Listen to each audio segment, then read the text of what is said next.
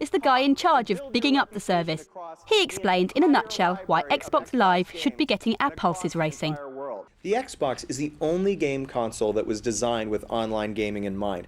We have built in a hard disk, an Ethernet or broadband connection, and all the Xbox controllers have a slot that allows you to plug in the Xbox communicator, which will allow you to talk to your friends, which brings all of the Xboxes in the world together in the most exciting arena ever created for gamers. That's all very well, but Microsoft want your cash. You can't just plug into your ISDN port. For Xbox Live, you have to subscribe to the whole service, hook, line and sinker.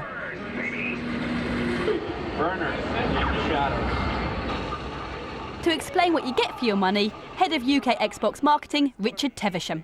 So when you're actually going into a game, it will say single player, multiplayer or online. So you click on that and then you're competing online. You've got to have great games, and what we've got here is games like Unreal Championship, we got Fantasy Online, we got Galaxies, we got Counter-Strike, which are all going to come to the Xbox Live service. And thirdly, you've got to be secure. So we've actually opened up military-grade security data centers in Japan, Seattle and London, because you've got to make sure that it can't be hacked into. And they're the three guiding factors around Xbox Live. There's no doubting how serious Microsoft are about delivering this latest blow in the next-gen battle. And the package certainly has some very tempting features. Well, the Xbox Communicator basically is a headset which you plug into your controller.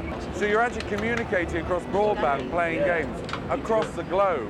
If, let's say, there's a football game where players are online on the same team, you can say, over here, pass it over here, and then the guy can do it.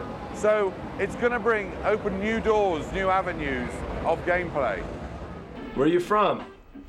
Oh, Wisconsin.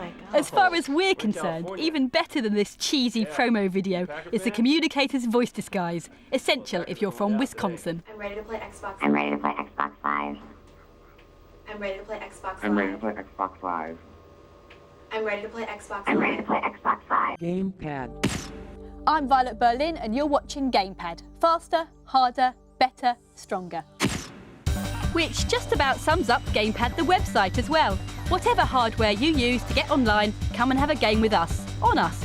We've got dedicated servers and all the games you need can be accessed via our homepage. We've made the effort, so why don't you? In fact, it would be rude not to. Remember this: bravo.co.uk/gamepad. Fighting games are battling over the same patch at the moment. The beat-em-up market is pretty much saturated. But now a new heavy hitter has entered the ring. Enter Tekken 4.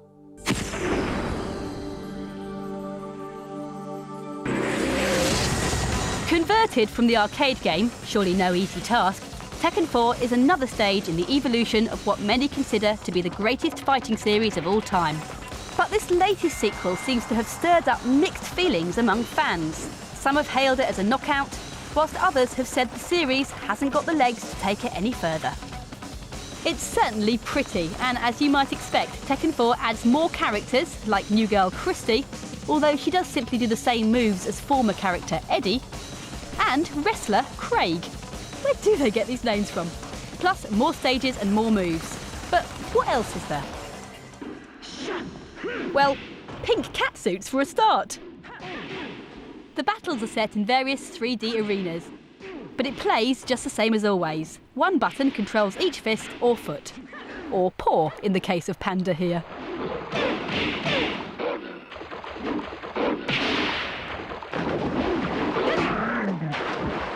But there are new modes, like the one where instead of hanging out in one place and hitting people, you walk along and do the hitting instead. Personally, I've never got on with the scrolling beat-em-up, or strolling beat-em-up as I prefer to think of them. But it does add variety. And some silly names for the extras. Yes, I'm talking about you, Hawk Raiders numbers 2, 3 and 4.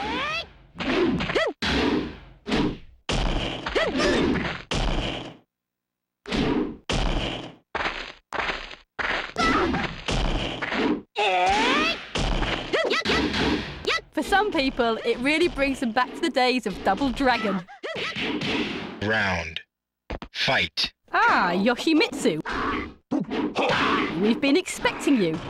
If you know a character from the other Tekken games, they'll still retain some of the old moves, but add new ones, which just about sums up Tekken 4. It ain't revolutionary, but it's still Tekken.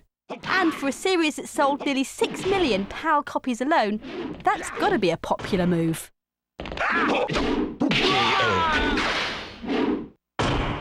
You win.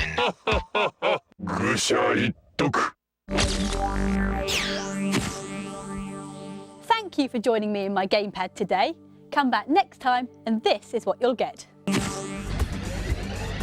Red Faction is back. And so is new, improved geomodding, the technology that lets you really make an impact on the game's environment. Geomodding allows you to solve problems in ways that you couldn't solve problems before.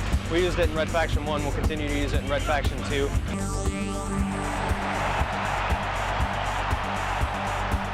Plus, all the players, all the teams, and the official licence. FIFA Football 2003 is going to do what all the FIFA Soccers did before it and sell like overpriced replica team strip. But we'll let you know if it's a must-have or an extravagance.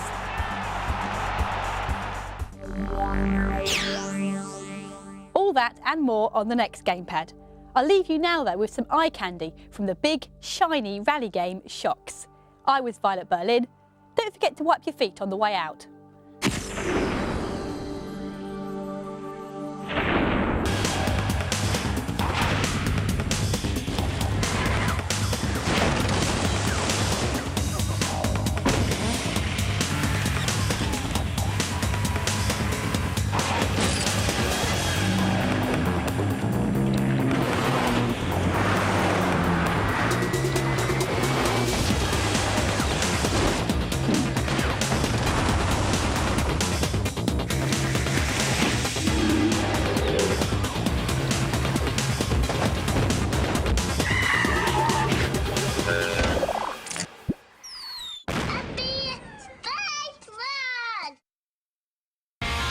Driver and Eddie Izzard in the brand new series of The Riches. Wednesday at 9, exclusive to Virgin One.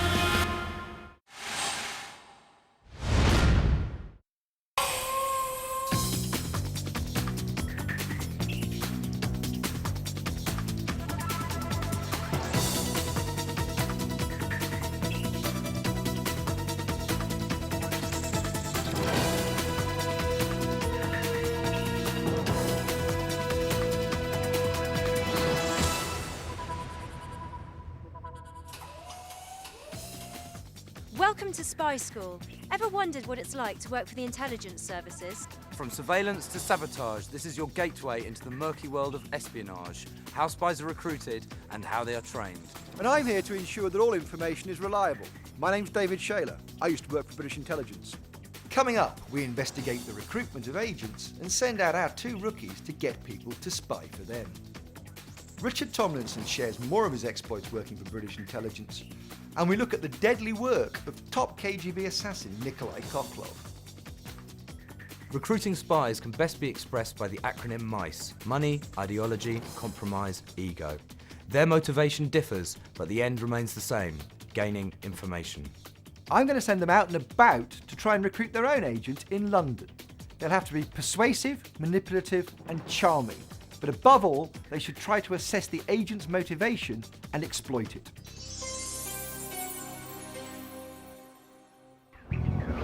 We've come here to the West End of London to try and target and recruit a member of the public who may be able to provide us with useful information.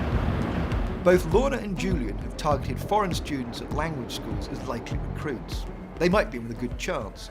It's thought the Chinese learnt how to make the nuclear bomb through students on work placement programs in the States. Hello, are you interested in learning English at all? No? Oh, okay, fair enough. How embarrassing. She was American. Oh, hello, what is? Learning English school. All right. You have the lessons too? Well, I don't go lessons. You know? I got English skill already, so I don't need at the moment. So you work for the school? I work for the school.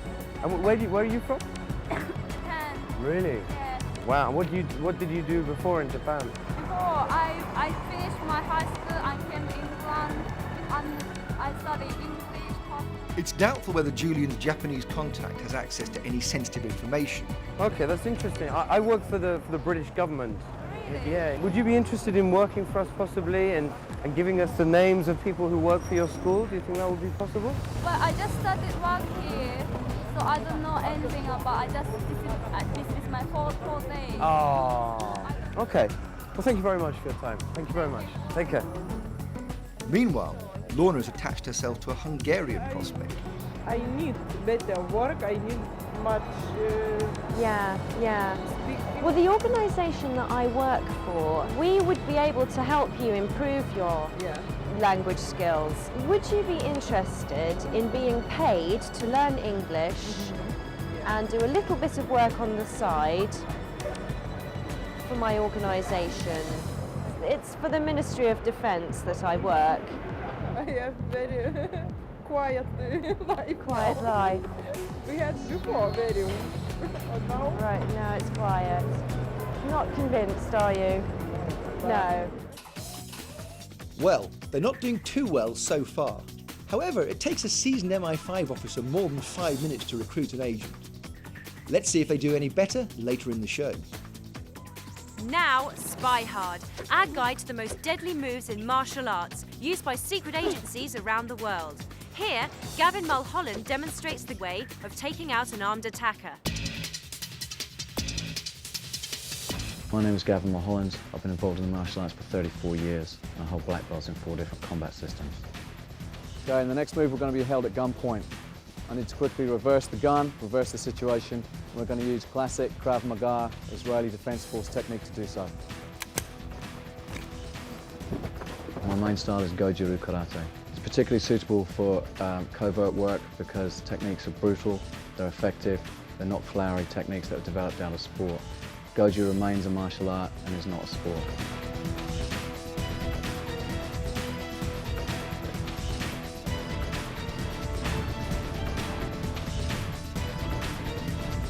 All these techniques are extremely dangerous. Don't try any of this at home. Coming up later in the show, we'll find out the best places to hide your secret documents and meeting former spy Alan Judd to quiz him about the early days at MI5. Now on Spy School, renegade MI6 officer Richard Tomlinson, who once infiltrated a criminal group seeking to export chemical weapons to Iran, reveals how he was first recruited by an MI6 talent spotter while at Cambridge.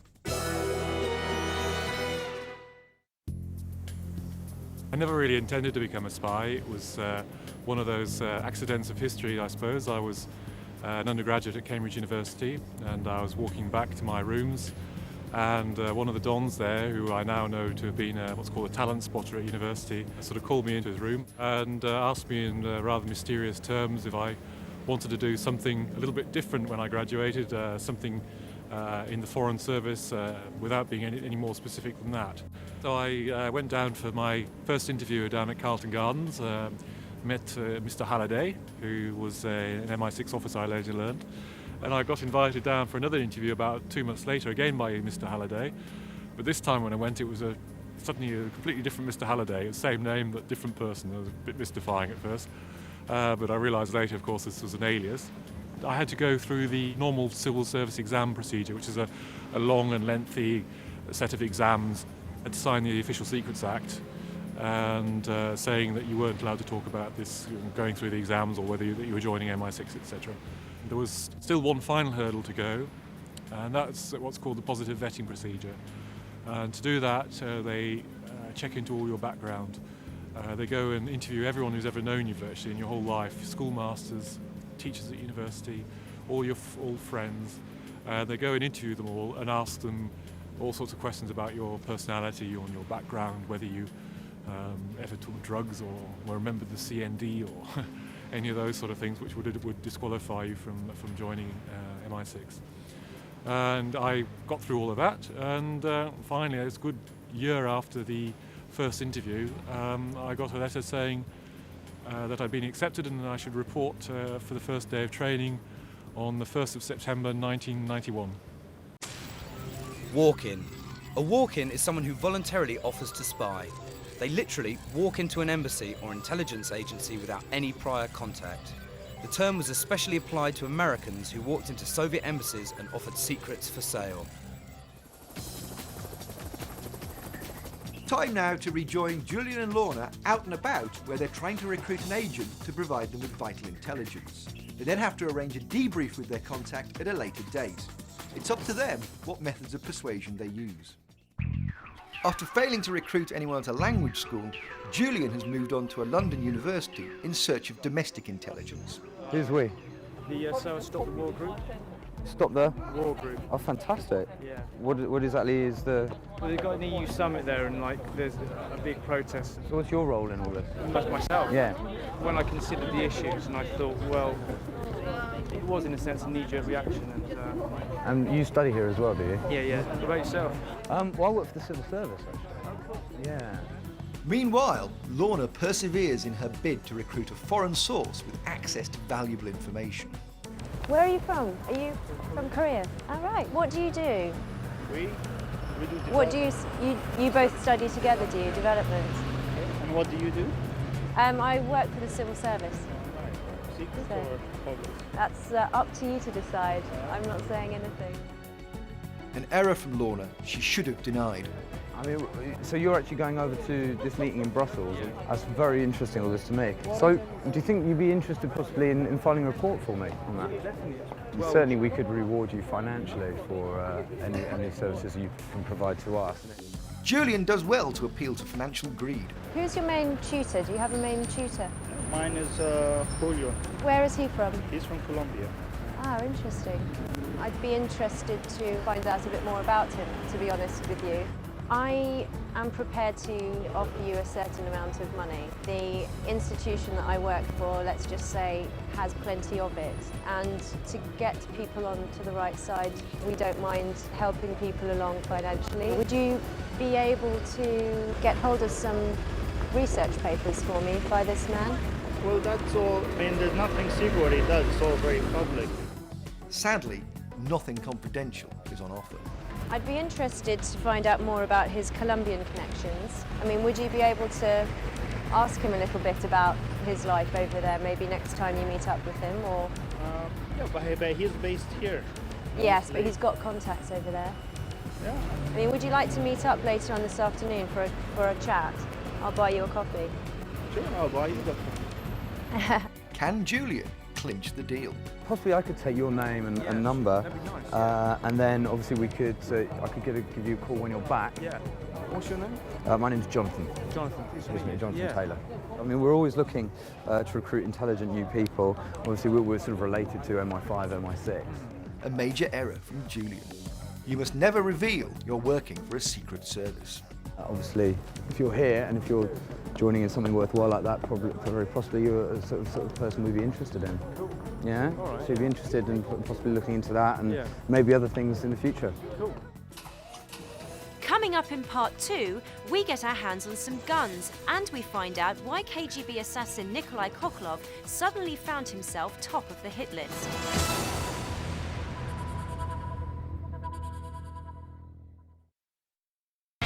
Mini Driver and Eddie Izzard in the brand new series of The Riches. Wednesday at 9, exclusive to Virgin One.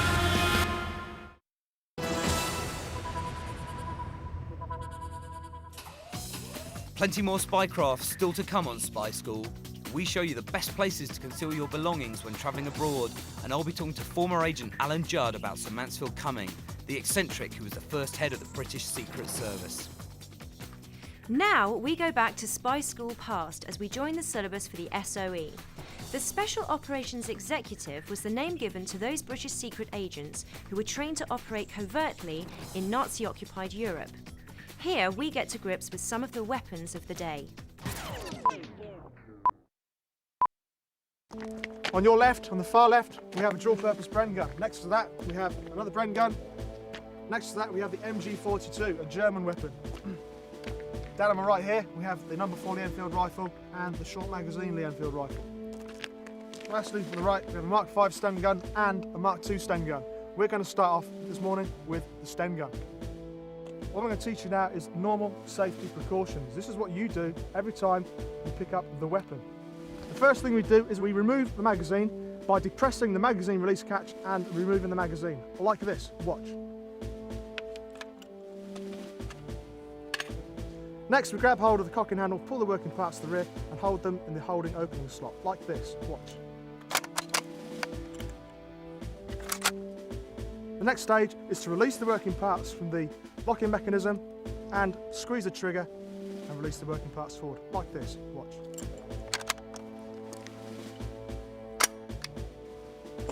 Do that now. Okay, that is the normal safety precautions. We're talking about concealing sensitive material, especially one on the move or abroad.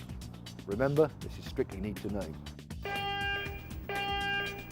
When you're travelling abroad with sensitive material, you're particularly vulnerable to compromise. You have to cross borders, you may be checked by customs, and of course there may be a hostile local police force. You're also at risk at hotels. Whatever you do, don't use a hotel safe to deposit sensitive material. The head of security at bigger hotels often have a relationship with the local police or security service. Hotel staff will know most of the hiding places in any hotel room. But if you have a flat object to hide, don't use under the mattress, don't put it under your clothes in the drawer, instead attach it underneath. Gideon's Bibles are found in hotel rooms across the world. They're excellent hiding places, but not the one that you find in the hotel room. What you do is you hollow out a Bible before you arrive, like this one. You then replace it with the one that's already in the hotel room, and your item is quite cleverly concealed in there. No cleaner will ever look at it. If you're going to hide things in a bathroom, don't put them in the toilet cistern. That's the most obvious place that anyone would look. Instead, it's much better to use a panel under a sink or under the bath. Microchips can also be hid in electronic equipment like a travel alarm clock. But whatever you do, don't use toothpaste to hide things. The police and intelligence services always look there.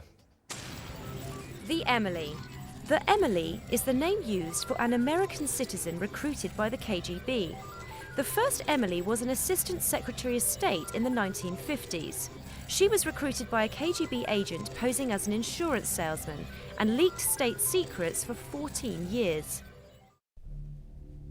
Time now for the Assassination Files. Nikolai Koklov was one of the most efficient killers employed by the Soviet Union. He then underwent a religious experience and wanted out of the game. But would the KGB let him?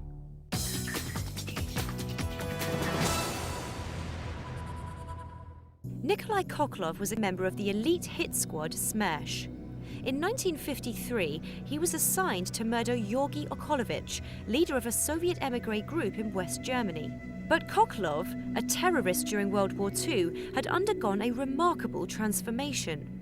After marrying a Christian, he turned his back on killing, found religion, and used his latest mission as an opportunity to defect. He surrendered all his weapons to the German police, including the gold cigarette case holding fake cigarettes which fired poison bullets that was to have killed Okolovich. The plan was for his wife and child to join him later in the West. Foolishly, Koklov began to speak publicly and at length about the activities of the KGB. Stalin wanted the assassin assassinated. On September the 15th, 1957, Koklov attended a convention in Frankfurt. Having enjoyed a traditional bratwurst dinner, he fell desperately ill. His body swelled, his skin became discoloured, and his hair fell out. Koklov had been poisoned with thallium, a toxic metal, which had been permeated with atomic radiation and ingested with his food. A medical examination showed his white blood cells were being destroyed, his bones were decaying, his blood turning to plasma, and his saliva glands withering. Miraculously, doctors managed to save his life by giving him massive blood transfusions and a variety of antitoxins. So the former assassin survived, but his wife and young baby were incarcerated into the infamous Russian Gulag camps and never seen again. MI5 was set up in 1909 by the eccentric and enigmatic Sir Mansfield Cummings. At his death, his diaries were seized by the government, but recently, Alan Judd has been granted access to them to write Cummings' biography. I met up with him to find out more about the bizarre Sir Mansfield and the beginnings of the British Secret Services. Alan, you wrote The Quest for Sea, the biography of Sir Mansfield Cumming. Who was Sir Mansfield? Well, he was a 50-year-old retired naval commander when he was approached to run the Secret Service in 1909. We've no idea why it was coming, because he was semi-retired. He was running boom defence down in Southampton. He lived on a houseboat, and this letter was rowed out to him on his houseboat one day. And he didn't want to leave boom defence, he much preferred that. But he was asked to come and start the Secret Service and spy on Germany. What sort of operations did they undertake, and what sort of people were involved? What he was trying to do was to find people who could go to German dockyards and report on the German naval building programme. That was the main thing. Right. And also their armament programme in general, and provide early warning of war. And what sort of lengths would he go to find out information about the enemy? Well, he'd go to almost sort of any lengths that were legal and practicable. And he went on the continent quite a lot. He used to wear a monocle, he'd take his sword stick, he'd wear disguises. He'd try and get alongside people who had access to information, because that is the main thing in espionage. So would you say he set up the model which other secret services have followed? Yes, he was the first C. C stands for coming, actually not for chief. And his successors to this day, the heads of MI6, have all been referred to in official correspondence and still are as C. And they all use green ink, just as Cumming used green ink. He's regarded as quite an eccentric chap. What are some of his most strange habits? He had a wooden leg, and not everyone knew he had a wooden leg. And sometimes in meetings in Whitehall, where things weren't going very well, he had his compass dividers, apparently. And occasionally, if people didn't know he had a wooden leg, he'd say, "I will not put up with this!" And he'd stick these things in his thigh, you see, and leave it quivering there whilst people looked on in horror in the meetings. And usually he got his way. It's said that you were in the Secret Services yourself. You can't admit that, obviously. Obviously, if I had been, I would have to say no. And if I hadn't been, I would say no. So there's almost no point in asking. Apparently there's a reference in the diary to using certain liquid substances as invisible ink. Yes, you're thinking of semen, aren't you? Human Daily. semen, yes. Well, yes, that does appear. It's not actually in Cummings' diary itself, but it's in the memoir of a contemporary, of someone who worked for him. Cummings said it should be sent off to a scientific research establishment they used to have a lot to do with, and that he suggested the female equivalent should be tested as well. Inexhaustible supply, yeah, though? Quite, yeah. Brilliant. Thank you very, very much indeed. Thank you. The relationship between operative and informant is a very special one. You are ultimately aiming to become the best friends they have. You don't want them to talk about their role with anyone other than you. In his book, The Big Breach, Richard Tomlinson reveals an MI6 training exercise which tests an agent's powers of persuasion and ability to recruit. Julian's perfect passenger will be travelling on the 0700 hours ferry from Dover to Calais. Julian's mission is to find him, engage him in conversation, and assess his suitability as a potential agent. I'm here on the glorious Dover to Calais ferry, and I've been told that there's a man on board that the security services want to recruit. Before they make their first move, though, they want me to track him down, talk to him, find out if he's suitable, and get him to agree to meet me for a drink when we're back in London. The reason they want to speak to him is because he's an expert in computer security. All Julian knows is that the target is English and reads the Times newspaper. I've also got a secret camera in this tie, so I can record our conversation and assess the information I get from him later on back at HQ. Okay, so I spotted someone over there who might fit the description of the guy. He has got the Times with him as well, so I'm just going to go over and talk to him a little bit and find out if he's the right guy. Where are you going to Calais for? I'm actually going to Amsterdam. Are you? Yeah. What do you do back home? I work in London, actually, in an Oh, do you? investment bank. Ah, right, okay. Okay, no joy yet. That guy was an investment banker, so he's obviously not the guy we're looking for. I know that the one we're after is English. He was American, and he was on his way to Amsterdam, so it's definitely not him. We just have to keep on looking.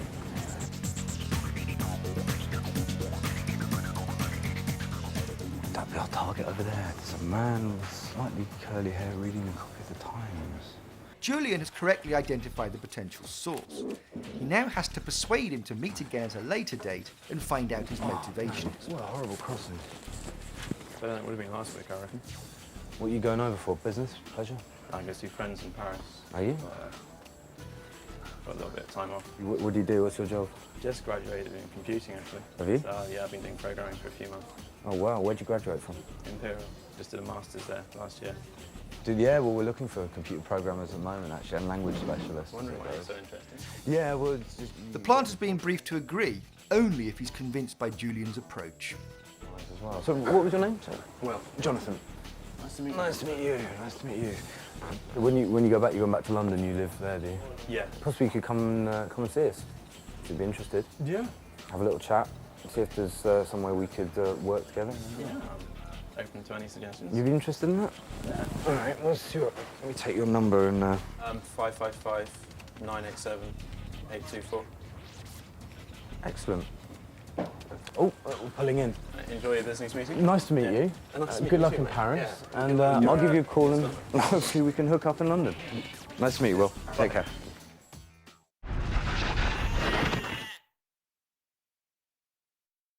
Join Kelly Brook and relive the dream. Love that one! Dirty Dancing, the time of your life, starts Wednesday at 9, exclusive to Living.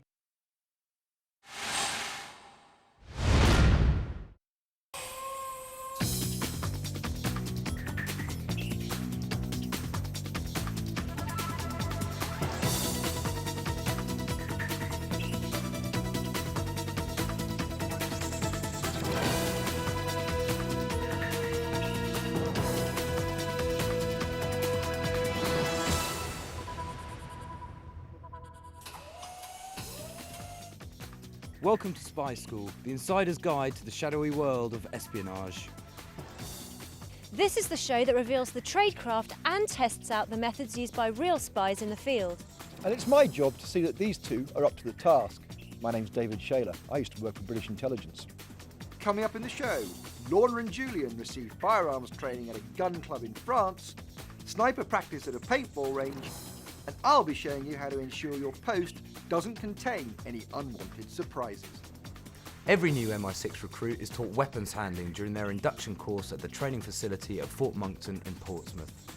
And their instructor is a former SAS sergeant who was involved in the 1980 siege of the Iranian embassy. They're taught to use the Browning 9mm pistol, standard British Army issue, and a variety of automatic weapons, including the Israeli Uzi and German Heckler & Koch submachine guns. In reality, it's virtually unheard of for British intelligence officers to carry weapons, let alone use them. But that didn't stop us sending Julian and Lorna off to Calais, where they met top marksman Richard Roulance. Je vais vous présenter quelques armes qui sont destinées à votre formation. On display are a selection of revolvers and pistols.